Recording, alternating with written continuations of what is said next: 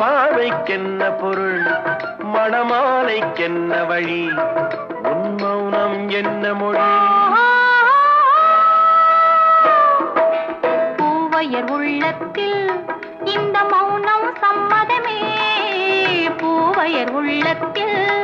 இந்த மௌனம் சம்மதமே சம்மதம் என்றேதான் அந்த ஜாடை சொல்லிடுமே சம்மதம் என்றேதான் அந்த ஜாடை சொல்லிடுமே வர வேண்டும் நல்ல துணை தர வேண்டும் வாழ்வுதனை நிலையாகும் உறவு முறை பெற வேண்டும் இறுதி வரை